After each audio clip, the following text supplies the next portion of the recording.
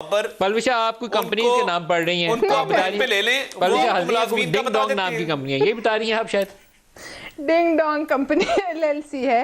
میں تو ویسے ہنس رہی ہوں کمپنی کے نام پہ, لیکن ڈنگ ڈونگ نے پاکستان آپ نے فورن نیشنل کی ڈیٹیلز دیکھی, اچھی پنگ پونگ کھیل رہے ہیں. لیکن بات یہ ہے کہ دیکھیے ولید صاحب میرے بڑے کولیگ ہیں, میں ان کی بڑی عزت کرتی ہوں, لیکن ایان علی کا نام لینا اور وڈیروں سے فنڈنگ, مطلب یہ کیا بات ہے. میں اگر اسی ایان علی والی لائٹ میں نام لینا شروع کر دوں جو ان کے لیڈر کے ساتھ منسلک ہے, تو 40 دن میری زبان ناپاک ہو جائے گی. لیکن یہاں پہ لہٰذا یہ باتیں نہیں کرنی پروگرام چاہیے. فوکس رکھتے ہیں جی. یہاں فورن نیشنل کی ڈیٹیلز آپ دیکھ رہی تھی, آپ کو کچھ نام نظر آئے ہیں اس میں رپورٹ میں؟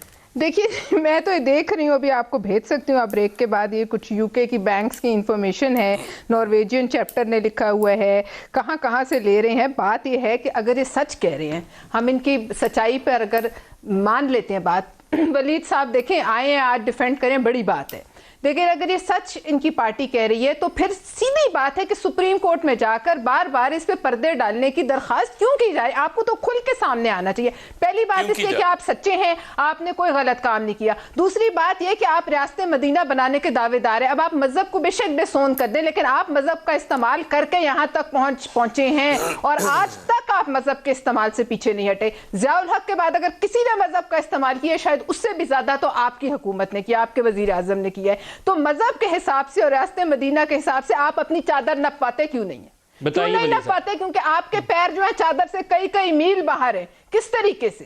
تو ہم اگر یہ پوچھتے اور دوسروں کو, تیسری بات ہے کہ چور ڈاکو اور الزامات, اور اپوزیشن کو غدار. یہ دیکھیے ان کی شکلیں مجھے غداروں کی نظر آتی ہیں. یاد ہے آپ کو یہ ان کا بیان؟ تو آج اگر ہم یہ پوچھتے ہیں مودی کا یار, تو پوچھتے ہیں کہ تو مودی کے باپ والی کہانی نکل آئی ہے. تو ہمیں اگر کوئی انڈین نیشنل ایک چگنی بھی دے, آپ سمجھتے ہیں کہ پاکستان پیپلز پارٹی یا پاکستان کی کوئی اور جماعت یہاں بیٹھی ہوتی, آج ہم شوز سے بیٹھے ہوتے, ہم پیک کر کے 6 فٹ زمین میں نیچے دفنا دیے گئے ہوتے.